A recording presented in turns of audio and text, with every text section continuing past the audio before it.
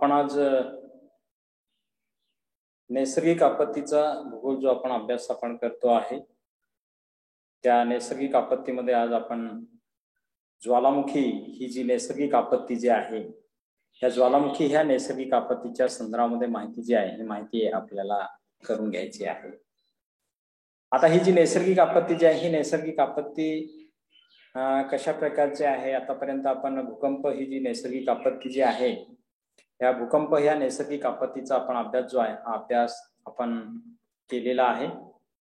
आता ह्या नैसर्गिक आपत्तीचा आपण अभ्यास करत असताना आता आपण जी ज्वालामुखी ही जी क्रिया जी आहे, ज्वालामुखी ही जी नैसर्गिक आपत्ती जी आहे, ही ज्वालामुखी ही नैसर्गिक आपत्ती कशा प्रकारची निर्माण होते आणि कशा प्रकारची वित्त हानी, जैविक हानी, आर्थिक हानी कशा प्रकारची होत असते, त्या संदर्भामध्ये माहिती जी आहे ही माहिती आपल्याला ह्याच्यामध्ये आपल्याला करून घ्यायची आहे। आता ह्याच्यामध्ये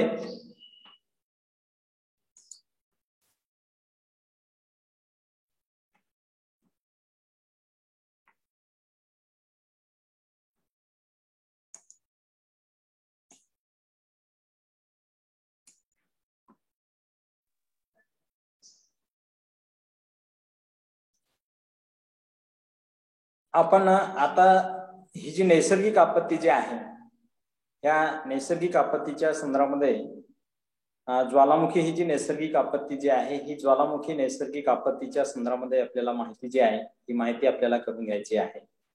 आता ज्वालामुखी किंवा याला आपण काय म्हणतोय, व्होल्कॅनो अशा प्रकारचं आपण म्हणतोय, इंग्रजीमध्ये त्याला आपण काय म्हणतोय, व्होल्कॅनो अशा प्रकारचं आपण म्हणतोय, डिझास्टर ऑफ व्होल्कॅनो किंवा ही जी आपत्ती जी आहे, नैसर्गिक कॅलॅमिटी, नैसर्गिक आपत्ती जी आहे, ही नैसर्गिक आपत्ती ज्वालामुखी ही जी नैसर्गिक आपत्ती आहे त्याच्या संदर्भामध्ये माहिती जी आहे ही माहिती आपल्याला ह्याच्यामध्ये आपल्याला करून घ्यायची आहे। आता भूकंप आपण अभ्यास केलाय, भूकंपाचा आपण अभ्यास करत असताना पृथ्वीवर आपण पाहतोय की भूकवच जे आहे त्या भूकवचाला कशा प्रकारचे हादरे बसतात आणि हे हादरे बसण्याच्या मूळ कारण जे आहे, मूळ कारण म्हणजे कुठलं आहे तर सर्वात जास्त पहिलं जे मूळ कारण आपल्याला सांगता येते भूकंपाचं ते म्हणजे कुठलं, ज्वालामुखी हे भूकंपाचे मूळ कारण आहे। कारण का पृथ्वीच्या अंतर्गत भागामध्ये असणारी जी उष्णता जी आहे, जी एनर्जी जी आहे, ऊर्जा जी आहे, ही ऊर्जा भरमसाठ अशा प्रकारची ऊर्जा आहे आणि ही ऊर्जा बाहेर पडण्याचा प्रयत्न जे आहे, हे बाहेर पडण्याचा प्रयत्न त्याच्यामध्ये करताना आपल्याला दिसून येत आहे। आता ज्वालामुखीचं उद्रेक आपण होत असताना त्याच्या अगोदर कशा प्रकारची प्रोसेस होते, तर पृथ्वीच्या अंतर्गत भागामध्ये जो शिलारस जो आहे, जो लावा जी आहे किंवा जी उष्णता जी आहे, ही उष्णता बाहेर पडण्याचा प्रयत्न करत असताना भूकवच जे आहे त्या भूकवचाला मोठ्या प्रमाणात हादरे बसतात आणि त्या भूकवचाला मोठ्या प्रमाणात काय तर तळे पडताना आपल्याला दिसून येत आहे आणि तळे गेल्यामुळे त्याच्यामधून तो जो शिलारस जो आहे, तो जो लावा जो आहे किंवा ते जे लावा जो आहे तो लावा किंवा त्याच्यामध्ये असणार भूभागामध्ये, भू अंतर्गत भागामध्ये असणारी राख असेल किंवा उष्णता असेल किंवा वेगवेगळ्या प्रकारचे गॅसेस असतील, ते गॅसेस बाहेर पडताना आपल्याला दिसून येत आहे। आणि भूभाग जो आहे, भूभागावर आपण ज्वालामुखीच्या उद्रेकामुळे भूपृष्ठावर अनेक अशा प्रकारची भूरूप तयार होताना आपल्याला दिसून येत आहे, अनेक अशा प्रकारचे भूरूप तयार झालेले आहे।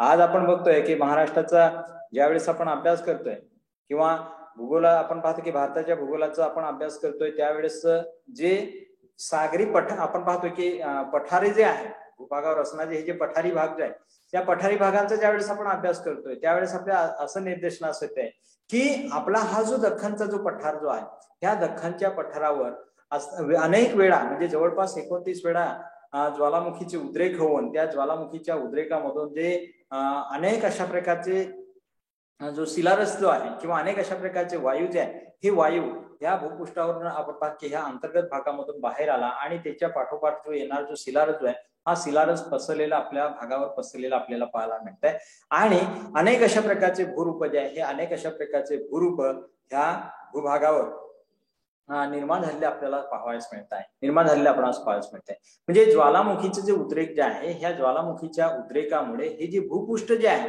त्या भूपृष्ठावर अनेक अशा प्रकारचे भूरूप जे आहे, हे अनेक अशा प्रकारचे भूरूप काय होतात तयार होताना आपल्याला दिसून येत आहे, अनेक अशा प्रकारचे भूरूप तयार होताना आपल्याला दिसून येत आहे। आता हे जे भूरूप जे आहे, ह्या भूरूपांचा आपण अभ्यास करत असताना किंवा नैसर्गिक आपत्ती भूगोलाचा आपण अभ्यास करत असताना अनेक अशा प्रकारच्या नैसर्गिक आपत्ती येताना आपल्याला दिसून येत आहे. आणि ह्या नैसर्गिक आपत्ती भूगोलाचा अभ्यास करत असताना ज्वालामुखीची जी प्रक्रियाची आहे त्या ज्वालामुखीच्या प्रक्रियेस महत्वाचं अशा प्रकारचं स्थान आहे. म्हणजे ज्या आपत्ती ज्यावेळेस निर्माण होत असतात, नैसर्गिक आपत्ती ज्यावेळेस निर्माण होत असतात आणि त्या नैसर्गिक आपत्ती निर्माण होत असताना ही जी नैसर्गिक आपत्ती भूगोलाचा आपण अभ्यास करत असताना, भूगोल अभ्यास करत असताना किंवा ज्वालामुखीची जी प्रक्रिया जी आहे, ज्वालामुखीच्या प्रक्रियेला विशेष अशा प्रकारचं स्थान प्राप्त झालेलं आपणास पाहावयास मिळतंय. महत्वाचं अशा प्रकारचं स्थान त्याला प्राप्त झालेलं आपणास पाहावयास मिळतंय. म्हणजे ही जी नैसर्गिक आपत्ती जी आहे, ही नैसर्गिक आपत्ती म्हणजे आपण ज्वालामुखी ही एक नैसर्गिक आपत्ती जी निसर्गतः किंवा आपण निर्माण होताना आपल्याला दिसून येत आहे. म्हणजे पृथ्वीच्या अंतर्गत भागामध्ये जे असणारी जी उष्णता जी आहे, ही उष्णता बाहेर पडत असताना हे जे कवच जे आहे, भूकवचावर असणारे जे खडक जे आहे, त्या खडकांचं संतुलन जे आहे हे संतुलन बिघडतंय. आणि संतुलन बिघडल्यामुळे, त्या खडकांचं संतुलन बिघडल्यामुळे भूकंपासारखी जी प्रक्रिया जी आहे, ही भूकंपासारखी प्रक्रिया मोठ्या प्रमाणात होताना आपल्याला दिसून येत आहे. आता ही एक अत्यंत नैसर्गिक अशा प्रकारचं आपत्ती आहे किंवा अत्यंत महत्वाची अशा प्रकारची नैसर्गिक आपत्ती असून ती कशा प्रकारची, तर भूरूपीय प्रक्रिया आहे. ही जी भूरूपीय जी प्रक्रिया जी आहे, भूरूपांची जी प्रक्रिया जी आहे, ही प्रक्रिया निर्माण करण्यामागे काम करताना आपल्याला दिसून येत आहे. म्हणजे अनेक अशा प्रकारचे पर्वतीय भाग निर्माण करते. ही जी ज्वालामुखी जी आहे, ह्या ज्वालामुखी नवीन अशा प्रकारचे पर्वतीय भाग जे आहे, हे नवीन अशा प्रकारचे टेकड्या किंवा पर्वतीय भाग जे आहे, हे पर्वतीय भाग निर्माण करताना आपल्याला दिसून येत आहे. किंवा इतर जे भूरूप जे आहे, ते इतर अशा प्रकारचे भूरूप निर्माण करताना आपल्याला दिसून येत आहे. आता प्रक्रिया त्याचबरोबर ही जी प्रक्रिया जी आहे ही कशा प्रकारची होते, तर इथं आपण बघतोय की हे जे भूकंप जे आहे किंवा हे जे भूपृष्ठ जे आहे, हे जे भूपृष्ठ जे आहे, ह्या भूपृष्ठाला काय होतात की हे जे अंतर्गत भागामध्ये असणारी जी एनर्जी जी आहे किंवा ऊर्जा जी आहे, ही ऊर्जा हे जे भूकवच जे आहे, ह्या भूकवचावर येऊन आदळताना आपल्याला दिसून येत आहे. आदळल्यामुळे त्या ठिकाणी ह्या भागामध्ये असणारे जे खडक जे आहे, त्या खडकाला म्हणजे हे जे भूकवचात असणारे जे खडक जे आहे, त्या खडकाला तडे जातात. तडे गेल्यामुळे किंवा त्याच्यामध्ये भेगा पडल्यामुळे त्या भेगेमधून हा जो शिलारज्जू आहे, ही जी ऊर्जा जी आहे, ही जी उष्णता जी आहे, ही उष्णता बाहेर पडताना आपल्याला दिसून येत आहे. आणि त्या नळीसारखं आपण पाहतो, हा जो नळीसारखा छिद्र पडून त्यामधून भूकवचातील किंवा भूपृष्ठाखालील हा जो तप्त शिलारज्जू आहे, हा जो तप्त शिलारज्जू आहे, हा तप्त शिलारस बाहेर येऊन भूपृष्ठावर तो काय होतोय, बाहेर येतोय. आणि हा तप्त शिलारस भूपृष्ठावर येऊन तो वाहतोय. तसेच आपण पाहतो की याच्यामध्ये अनेक अशा प्रकारचे आपण पाहतो की स्फोट निर्माण होत असतात. म्हणजे त्या ठिकाणी हे जे छिद्र त्या ठिकाणी निर्माण झालेलं आहे, हे जे नळीसारखा भाग झालेला आहे भूकवचाजवळ, आपण पाहतो की हे जे छिद्र निर्माण झाले आहे, ह्या छिद्रामधून ते वारंवार त्या ठिकाणी स्फोट होताना आपल्याला दिसत आहे. म्हणजे स्फोट होतात. आणि त्या स्फोट झाल्यानंतर त्याच्यामधून जे वायुलोट जे आहे ते वायुलोट होत असतात. म्हणजे पृथ्वीच्या अंतर्गत भागामध्ये असणारे जे ऊर्जा जी आहे, ती ऊर्जा बाहेर पडत असताना असंख्य अशा प्रकारचे गॅस किंवा असंख्य अशा आपण बाकी वेगवेगळ्या प्रकारचे जे वायू जे आहे, हे वायू या नळीमधून, ही जी नळी जी आहे, ह्या नळीमधून काय होतात, तर बाहेर पडताना आपल्याला दिसून येत आहे. त्याचबरोबर आपण पाहतो की हे जे बाहेर पडत असताना पृथ्वीच्या अंतर्गत भागामध्ये हे जे खडक जे आहे, त्या खडकांचं काय झालेलं आहे, मोठ्या प्रमाणात शिलारसामध्ये रूपांतर झालंय. परंतु ते ज्वलन होतं, त्याचं ज्वलन होतंय, त्या खडकांचं ज्वलन होतं. ज्वाला जे आहे, ही ज्वाला म्हणून त्या ठिकाणी त्याच्यामध्ये ज्वलन होतंय. ज्वलन झाल्यानंतर ते जे खडक जे आहे, त्या खडकांची राख जी आहे, ही राख त्याच्यामधून निर्माण होताना आपल्याला दिसून येत आहे. ही जी राख जी आहे, ही राख त्याच्यामधून निर्माण होतं. म्हणजे ही जी राख बाहेर पडते. आणि त्याचबरोबर जे खडकांचे बारीक सारीक कण असतील किंवा मोठे कण असतील, हे मोठे कण किंवा बारीक बारीक कण असतील, हे कण ह्या मुखामधून, हे जे मुख जे आहे, ह्या मुखामधून काय होत,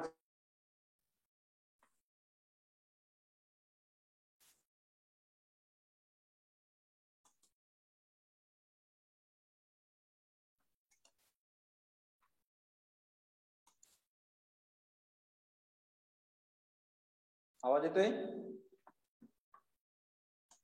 हो सर. आता हे जे ज्वालामुखी जे आहे, हे ज्वालामुखीचं काय होत आहे, उद्रेक झाल्यानंतर ह्याच्यामध्ये ह्या भूपृष्ठावर अनेक अशा प्रकारचे भूरूप जे आहे हे अनेक अशा प्रकारचे भूरूप तयार होतात. हे आपण याच्यामध्ये अभ्यास केलाय की हे जे भेगा पडतात ह्या भेगामधून ह्या ज्या पृथ्वीच्या अंतर्गत भाग जो आहे किंवा ह्या काही जे खडक जे आहे ह्या खडकांमध्ये नळीसारखा किंवा आपण पाहतो की भेग जी पडलेली आहे ह्या भेगेमधून तो जो शिलारस जो आहे हा शिलारस बाहेर पडत असताना बाहेर पडण्याच्या अगोदर त्याच्यामधून काय निर्माण होते, ऍश जे आहे किंवा ही जी राख जी आहे ही राख मोठ्या प्रमाणात बाहेर पडते. ही जी राख जी आहे ही राख मोठ्या प्रमाणात बाहेर पडते. त्याचबरोबर ह्या राखेबरोबरच असंख्य अशा प्रकारचे जे तुकडे जे आहे खडकांचे अशा प्रकार अनेक अशा प्रकारचे तुकडे जे आहे लहान लहान असे तुकडे असतील मोठमोठे अशा प्रकारचे तुकडे असतील. हे तुकडे काय तर ह्या मुखामार्फत त्या बाहेर अशा प्रकारचे फेकले जात असतात, बाहेर फेकले जाणे. यालाच काय म्हणतो आपण, ज्वालामुखी प्रक्रिया अशा प्रकारचं आपण म्हणतोय. म्हणजे ही जी ज्वालामुखीची जी प्रक्रिया ही कशा प्रकारची होते तर ज्वालामुखीची प्रक्रिया पृथ्वीच्या अंतर्गत भागामध्ये असणारा हा जो शिलारस जो आहे हा शिलारस भूकवचाकडे येताना आपल्याला दिसून येतोय. तो भूकवचाकडे आल्यानंतर त्या भूकवचाला मोठ्या प्रमाणात हादरे बसतात आणि हादरे देतोय. हादरे दिल्यानंतर ते जे त्या ठिकाणी असणार जे खडक जे आहे त्या खडकांचं संतुलन बिघडतं. संतुलन बिघडल्यामुळे ते त्या ठिकाणी एक विभंग निर्माण होते किंवा हे जे छिद्र निर्माण होतं त्या खडकांमध्ये छिद्र निर्माण होत आहे आणि त्या छिद्रामधून हा जो शिलारस जो आहे हा शिलारस किंवा त्याच्यामधून हा जो शिलारस वाहतोय किंवा स्फोट होतात.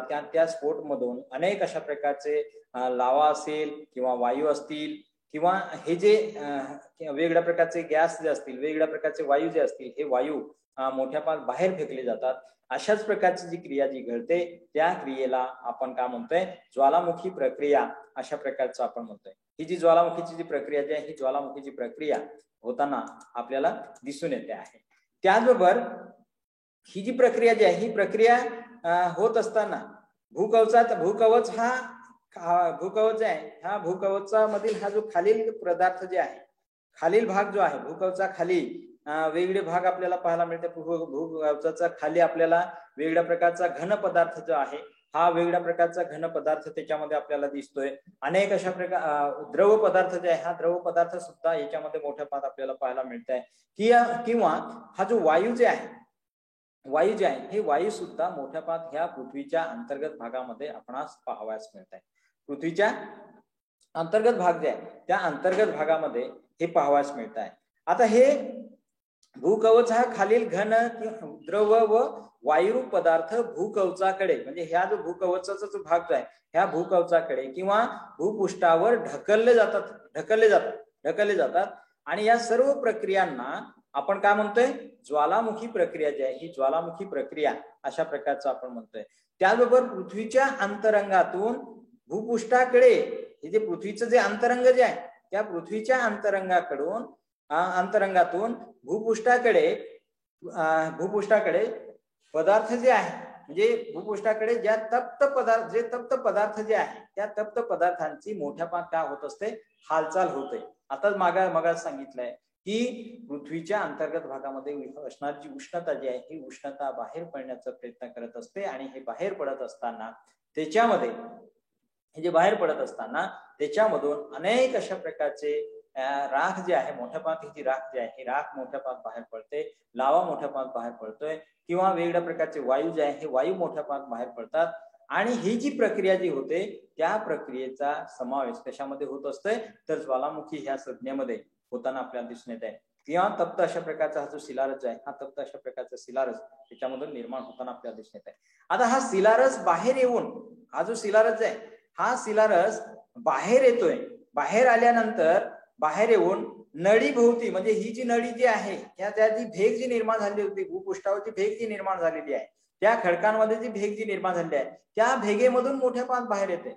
आणि बाहेर आल्यानंतर त्या नळी भोवती मोठ्या प्रमाणात जो लावा जो आहे हा लावा त्याचबरोबर त्याच्या आजूबाजूला ती जी राख जी आहे ही राख ही मोठ्या प्रमाणात तयार होते आणि शंकूच्या आकाराचा आपण पाहतो की हे जे शंकूचा आकार जे आहे त्या शंकूच्या आकाराचा जो उंचवटा जो आहे हा क्रेटर आपण पाहतो की शंकूच्या आकाराचा उंचवटा तयार होतोय. त्यालाच आपण काय म्हणतोय, ज्वालामुखी हे जे नाव जे आहे हे ज्वालामुखी हे नाव त्याला दिलं जातंय. जपानी लोक आपण पाहतो की हे जे जपानी लोक जे आहे हे जपानी लोक फ्युजियामा ज्वालामुखीची मोठ्या प्रमाणात पूजा करताना आपल्याला दिसून येत आहे. म्हणजे जपानमध्ये जर आपण बघितलं तर जपान हे जे राष्ट्र जे आहे हे राष्ट्र ह्या राष्ट्रामध्ये मोठ्या प्रमाणात भूकंप आणि ज्वालामुखी जे आहे हे भूकंप आणि ज्वालामुखी मोठ्या प्रमाणात होत असतात आणि त्याच्यासाठी हे जे लोक जे आहे हे लोक ज्वालामुखीची पूजा करतात. त्याजवळ भूकंपाची जी पूजा जी आहे ही भूकंप आणि ज्वालामुखीची पूजा करताना आपल्याला दिसून येत आहे. कारण का ज्वालामुखी किंवा हे जे भूकंप जे आहे हे काय आहे निसर्ग देवतेचा कोप अशा प्रकारचं समीकरण जे आहे हे अशा प्रकारचे समीकरण त्या ठिकाणी मांडलं गेलेलं आपणास पाहायला मिळते. अजूनही आपल्याकडे जे भूकंप होतात किंवा आपल्या याच्या परिसरामध्ये भूकंप झाल्यानंतर भारतीय लोकांची धारणा जी आहे ती धारणा तीच आहे की निसर्गाचं जे कोप होणे म्हणजे निसर्ग रागावला किंवा निसर्गाचा जो कोप होतोय म्हणजे काय निसर्ग ह्या मानव प्राण्यावर काय आहे कोप पावतोय. म्हणजे निसर्ग देवतेचा जो कोप जो आहे हा कोप अशा प्रकारचे समीकरण जे आहे हे अशा प्रकारचे समीकरण आज सुद्धा त्या ठिकाणी मांडलं गेलेलं आपल्याला पाहायला मिळते. म्हणजे अजून आपण पाहतो की मानवी भूगोलाच्या ज्यावेळेस आपण अभ्यास करत होतो त्यावेळेस याच्यामध्ये आपल्याला असं दिसतंय की प्रत्येक मानव जो आहे हा प्रत्येक मानव जे नैसर्गिक आपत्ती जे आहे ह्या नैसर्गिक आपत्तींना घाबरतोय आणि घाबरल्यामुळे त्यांना देवतेचं स्वरूप दिलेलं आपणास पाहायला मिळते. म्हणजे आपण पाहतोय की हे जे जपानमधील हे जे लोक जे आहेत त्या जपानमधील लोकांचं जर उदाहरण जर आपण घेतलं तर जपानमधील लोक भूकंप ज्वालामुखीची पूजा करतात. कारण का ते भूकंप आणि ज्वालामुखी जास्तीत जास्त होऊ नये आणि वित्तहानी जैविक हानी होऊ नये याच्यासाठी ते आपण प्रार्थना करताना आपल्याला दिसून येत आहे. किंवा आपण पाहतोय की भारतामध्ये सुद्धा अशाच प्रकारचे सण उत्सव जे आहे हे सण उत्सव सुद्धा अशाच प्रकारचे होताना आपल्याला दिसून येत आहे. म्हणजे निसर्गावर आधारित प्रत्येक सण उत्सव जे आहे हे निसर्गावर आधारित अशा प्रकारचे निर्माण झालेले आपणास पाहावयास मिळत आहे.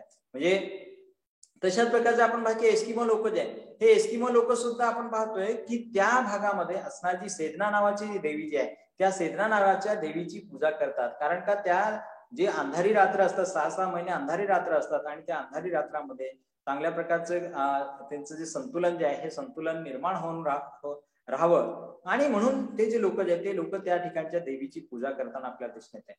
तशाच प्रकारचं आपण पाहतोय की ही जी कारण जे आहे ही जे निसर्ग देवतेचा कोप अशा प्रकारचं समीकरण जे आहे हे अशा प्रकारचं समीकरण यांनी मांडलेलं आपल्याला पाहावयास मिळत आहे. रोमन लोक जे आहे हे रोमन लोक हे जे कशा प्रकारचं याचा अर्थ जो आहे ज्वालामुखीचा अर्थ जे आहे हा ज्वालामुखी कशा प्रकारचा निर्माण झालेला आहे त्याच्या संदर्भामध्ये जर्मनचे लोक जे आहे हे रोमन लोक जे आहे हे रोमन लोकांनी आपण पाहतो की त्याचं उदाहरण घेऊया की हे जे रोमन लोक जे आहे हे भूमध्य समुद्र जे आहे भूमध्य समुद्राजवळ किंवा भूमध्य समुद्रातील जे वोल्कॅनो नावाचं जे बेट जे आहे वोल्कॅनो नावाचं बेट जे आहे हे वोल्कॅनो नावाचं बेट कारण का त्या वोल्कॅनो नावाच्या बेटावर म्हणजे तिची ज्वालामुखी जे आहे हे ज्वालामुखी तिथून बाहेर पडत असतोय आणि हे बेट म्हणजे काय रोमन लोक काय म्हणतात की हे जे वोल्कॅनो नावाचं जे बेट जे आहे हे वोल्कॅनो नावाचं बेट पाताळात जाण्याचं एक प्रवेशद्वार आहे अशा प्रकारचे ते मानतात. कारण का पाताळाच्या मध्ये जे जाणे किंवा आपण पाहतो की ही जी पाताळ जी आहे पाताळामध्ये असणारी ही जी सृष्टी जी आहे त्या सृष्टीमध्ये जाण्याचं प्रवेशद्वार आहे अशा प्रकारचे हे रोमन लोक जे आहे रोमन लोक हे मानित होते आणि त्यावरूनच वोल्कॅनो हे नाव पडले असेल अशा प्रकारचं म्हणता येते. याचाच अर्थ असा आहे की ज्वालामुखी म्हणजे काय भूपृष्ठाला पडलेले एक छिद्र आहे अशा प्रकारचं आपल्याला याच्यामध्ये सांगता येते. त्याचबरोबर पृथ्वीचे हे जे पृष्ठभाग जे आहे त्या पृथ्वीच्या पृष्ठभागावर गिरिजनात्मक म्हणजे उभ्या हालचाली व भूपृष्ठजनक जे घटना ज्या आहे म्हणजे आडव्या हालचाली ज्या आहेत ह्या ज्या घटना ज्या आहेत ह्या घटना घडत असतात आणि पृथ्वीचं जे कवच जे आहे ह्या पृथ्वीच्या कवचामध्ये मोठ्या प्रमाणात हालचाली निर्माण होतात. हालचाली निर्माण झाल्यामुळे दाब पडतोय. दाब पडल्यानंतर त्याच्यामध्ये काय होतं की अंकुंचन निर्माण होते प्रसरण निर्माण होते. अंकुंचन प्रसरण ही जी हालचाल जी आहे ही हालचाल होत राहिल्यास ज्वालामुखीचे उद्रेक जे आहेत त्या ज्वालामुखीच्या उद्रेकासाठी अनुकूल परिस्थिती त्या ठिकाणी निर्माण होत असते. अनुकूल परिस्थिती निर्माण होत असते आणि अनुकूल परिस्थिती निर्माण होऊन ज्वालामुखीचा उद्रेक जो आहे हा ज्वालामुखीचा उद्रेक होण्यास कारण त्या ठिकाणी ठरताना आपल्याला दिसून येते. म्हणजे ज्वालामुखी उद्रेकासाठी काही पुढील ज्या प्रक्रिया ज्या आहेत किंवा पुढील प्रक्रिया महत्वाच्या आहेत त्या आपण पाहूया. ह्याच्यामध्ये पहिली जी आहे ती ज्वालामुखीचे कारण आपण ह्याच्यामध्ये आपण अभ्यास करूया.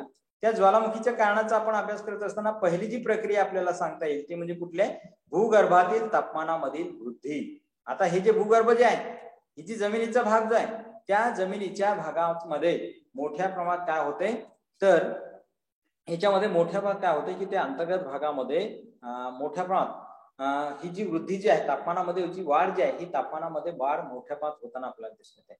म्हणजे पृथ्वीचं जे पृष्ठभाग जे आहे त्या पृथ्वीच्या पृष्ठभागावरून जसं आपण खाली जाऊ, आपण जसं खाली म्हणजे कुठं अंतरंगात जाऊ आपण, तसं अंतरंगात जाऊ तसं हे जे तापमान जे आहे हे तापमान काय होत जाते, वाढत जाते, तापमान वाढत जाते. साधारणपणे दर 32 मीटर खोलीला, दर 32 मीटर आपण पाहतो की एक 32 मीटर जे आहे त्या 32 मीटर खोलीवर 1 डिग्री सेंटीमीटरने हे जे तापमान जे आहे हे तापमान वाढताना आपल्याला दिसत आहे. आणि या दराने तापमान जर वाढत नाही, या दराने तापमान जे आहे हे नेहमी वाढताना आपल्याला दिसून येते आहे. त्याचबरोबर ज्वालामुखीची ही जी कारणं जी आहे, ही ज्वालामुखीची कारणांचा आपण अभ्यास करत असताना किंवा भूगर्भातील हे जे तापमान जे आहे हे भूगर्भातील तापमानामध्ये वृद्धी जी आहे ही वृद्धी कशा प्रकारची होते, वाढ कशा प्रकारची होते, याप्रमाणे खोलीनुसार आपण भाजी वाढत जाणाऱ्या तापमानाला आपण काय म्हणतोय, भूऔष्णिक प्रवणता असं सुद्धा आपण म्हणतोय. म्हणजे जसं खोल जाऊ आपण तसं तापमान जे आहे हे तापमान काय होत जाते, तापमान जे आहे हे तापमान वाढत जाते आणि ह्या तापमानाला आपण काय म्हणतोय, भूऔष्णिक प्रवणता असे आपण म्हणतोय, भूऔष्णिक प्रवणता असं आपण म्हणतोय. त्याबरोबर सुमारे जर समजा आपण पाहतो की जसं आपण खोल अंतर्गत भागामध्ये जाऊ, आता तुम्हाला सांगितलंय की दर 32 मीटरला 1 डिग्री सेल्सिअसने तापमान वाढताना आपल्याला दिसून येत आहे. म्हणजे सुमारे हे जे सुमारे जर आपण विचार जर आपण केला, हे जे तापमान जे आहे या तापमानाचा जर आपण विचार जर आपण केला तर सुमारे 2400 ते 2900 किलोमीटर खोलीवर जवळपास 2200 ते 2500 डिग्री सेंटीग्रेड तापमान असावे अशा प्रकारचं म्हटलं जातं. म्हणजे 2400 ते 2900 किलोमीटर खोलीवर 2000 ते 2500 डिग्री सेंटीग्रेड तापमान असावे अशा प्रकारचे हे जे अभ्यासक जे आहे हे अभ्यासक म्हणताना आपल्याला दिसून येत आहे. या उष्णतेला कोणताही पदार्थ, ही जी उष्णता जी आहे या उष्णतेमध्ये कोणताही पदार्थ घन स्थितीत राहू शकत नाही. हा जो भाग जो आहे या भागामध्ये हा जो भाग जो आहे या प्रदेशामध्ये कोणताही पदार्थ घन स्थितीमध्ये राहू शकत नाही. म्हणजे कारण का तापमान वाढल्यामुळे त्याचे जे खडक असेल किंवा काही असेल त्या ठिकाणी त्याचं रसामध्ये रूपांतर होताना आपल्याला दिसून येते. कारण या गणितानुसार भूकेंद्राजवळ हे जे भूकेंद्र जे आहे हे जे भूकेंद्राजवळ हजारो अंश सेल्सिअस तापमान जे आहे हे हजारो अंश सेल्सिअस तापमान याच्यामध्ये असेल तर प्रचंड अशा प्रकारच्या उष्णतेमुळे घटक द्रव्य जे आहे हे घटक द्रव्य वितळलेल्या अवस्थेत असावे अशा प्रकारचं तिच्या माहिती जी आहे ही माहिती आपल्याला ह्याच्यामध्ये सांगता येते. त्याबरोबर शिलारस हा जो शिलारस जो आहे हा जो शिलारस आहे या शिलारसामध्ये पृथ्वी पृष्ठभागावर म्हणजे पृथ्वीचे जे पृष्ठभाग जे आहे ह्या पृथ्वीच्या पृष्ठभागावर येण्यासाठी सातत्याने प्रयत्न करावा लागते. म्हणजे हा जो शिलारस जो आहे हा शिलारस भूभागावर येण्यासाठी सातत्याने प्रयत्न करतोय. आणि कमकुवत ज्या ठिकाणी प्रदेश आहे, ज्या ठिकाणी कमकुवत प्रदेश आहे त्या ठिकाणी त्या भूप्रदेशाच्या भागातून ज्वालामुखीचा उद्रेक जो आहे हा ज्वालामुखीचा उद्रेक होताना आपल्याला दिसून येत आहे. त्याचबरोबर प्रचंड उष्णता असली याच्यामध्ये हे जे प्रचंड उष्णता असली तरी शिलाखंड त्या प्रमाणामध्ये वितळत नाही. हे जे शिलाखंड जे आहे हे शिलाखंड प्रचंड जरी उष्णता असली तरी हे जे शिलाखंड जे आहे हे शिलाखंड त्या प्रमाणामध्ये वितळत नाही. याचे प्रमुख कारण म्हणजे काय, आंतरगाभ्यावर प्रचंड दाब असतो. आंतरगाभा जो आहे ह्या आंतरगाभ्यावर प्रचंड दाब त्याच्यामध्ये आपणास पाहावयास मिळत आहे. त्याचबरोबर दुसरं कारण आपल्याला याच्यामध्ये सांगता येईल. पहिलं कारण काय सांगितलं आपण, भूगर्भातील तापमान वृद्धी आपण बघितली. दुसरं जे कारण जे आहे हे म्हणजे कुठलं आहे, दाब कमी होऊन खडक वितळून लावा रसाची निर्मिती होणे. आता दाब कमी होते, आता दाब कमी झाल्यानंतर म्हणजे पृथ्वीच्या अंतरंगातील जे खडक जे आहे त्या हे जे पृथ्वीचं अंतरंग जे आहे त्या पृथ्वीच्या अंतरंगातील जे खडक जे आहे ह्या पृथ्वीच्या अंतरंगातील खडक भूपृष्ठाच्या दाबामुळे अत्याधिक तापमान असूनही वितळत नाही. का बरं वितळत नाही, कारण का काही वेळेस भूगर्भातील जी दाब जो आहे हा कमी झाला तरच त्या ठिकाणी वितळते. म्हणजे एवढा दाब असतोय की उष्णता त्या ठिकाणी किती जरी वाढली तरी त्या ठिकाणी हे जे खडक जे आहे हे खडक त्या ठिकाणी वितळत नाही. काही वेळेस भूगर्भातील दाब कमी झाल्यास, जे भूगर्भ जे आहे ह्या भूगर्भातील दाब कमी झाल्यास याच्यामध्ये कमी झाल्या तर तेथील खडक त्या ठिकाणी वितळताना आपल्याला दिसून येत आहे. म्हणजे जर समजा आपण बाकी दाब जर जास्त असेल तर खडक त्या ठिकाणी वितळत नाही, आणि जर दाब जर कमी झाला तर त्या भागामध्ये खडक जे आहे हे खडक वितळताना आपल्याला दिसून येत आहे, वितळताना आपल्याला दिसून येत आहे. त्यामुळे अतिशय तप्त अशी मॅग्मा जी आहे ही मॅग्मा कोटी या भागामध्ये तयार झालेली आपणास पाहावयास मिळते आहे. मॅग्मा कोटी जी आहे ही मॅग्मा कोटी निर्माण झालेली आपणास पाहावयास मिळते. त्यानंतर तिसरं कारण आपल्याला सांगता येईल. तिसरं कारण आपल्याला काय सांगता येते? वायू व बाष्पाची निर्मिती. आता वायू व बाष्पाची निर्मिती जी आहे ही वायू व बाष्पाची निर्मिती कशा प्रकारची होते? आता याच्यामध्ये पृथ्वीचं जर अंतर्गत भागाचा जर आपण विचार जर आपण केला तर ह्या ठिकाणी दिसत आहे तुम्हाला की हा जो शिलारस जो आहे हा शिलारस कशा प्रकारचं बाहेर पडण्याचा प्रयत्न याच्यामध्ये करतो आहे, आणि बाहेर पडल्यानंतर जी अवस्था जी आहे ही अवस्था कशाही प्रकारची असू शकते. याच्यामध्ये हे जे लावारस जे आहे हे लावारस तयार होताना अनेक वायू त्यातून बाहेर पडतात. हे जे ज्वालामुखी जे आहे हा ज्वालामुखी निर्माण होत असताना किंवा हा जो लावारस तयार होताना अनेक वायू जे आहे हे अनेक वायू त्या बाहेर पडताना आपल्याला दिसून येत आहे. असे वायू भूकवचाला पडलेल्या भेगामधून, हे जे भूकवच जे आहे त्या भूकवचाला पडलेल्या भेगामधून बाहेर येण्याचा प्रयत्न करतात, आणि भूमिगत पाणी जे आहे हे भूमिगत पाणी खोलवर जाताना आणि तापमान वाढत गेल्याने त्याचे वाफेत रूपांतर होते. अशा प्रकारे वायू आणि पाण्याची वाफ जी आहे ही पाण्याची वाफ भूगर्भातून उद्रेकाच्या वेळी याच्यामध्ये बाहेर पडताना आपल्याला दिसून येते आहे. त्यानंतर चौथं कारण आपल्याला सांगता येईल ते म्हणजे कुठलं आहे? लावारसाचे भूपृष्ठाकडे प्रवाहित होणे. लावारसाचे भूपृष्ठाकडे प्रवाहित होणे हे एक चौथं कारण जे आहे हे चौथं कारण आपल्याला याच्यामध्ये आपल्याला घेता येईल. आता ह्याच्यामध्ये लावारसाचे भूपृष्ठाकडे प्रवाहित होणे, आतापर्यंत आपण बघितलं ही जी आकृती जी आहे ही आकृती आपण बघितली की हे जे मॅग्मा जे आहे हे मॅग्मा कोटीमध्ये हालचाल सुरू होऊन हे जे मॅग्मा जे आहे त्या मॅग्मामध्ये किंवा हा जो शिलारस जो आहे किंवा हा जो लावारस जो आहे ह्या लावारस जे आहे त्या लावारसामध्ये मोठ्या प्रमाणात हालचाल सुरू होऊन लावारसाची ऊर्ध्वगामी हालचाल जी आहे ही ऊर्ध्वगामी म्हणजे ही जी उभी हालचाल जी आहे त्या ऊर्ध्वगामी दिशेने भूपृष्ठाकडे जाऊ लागते.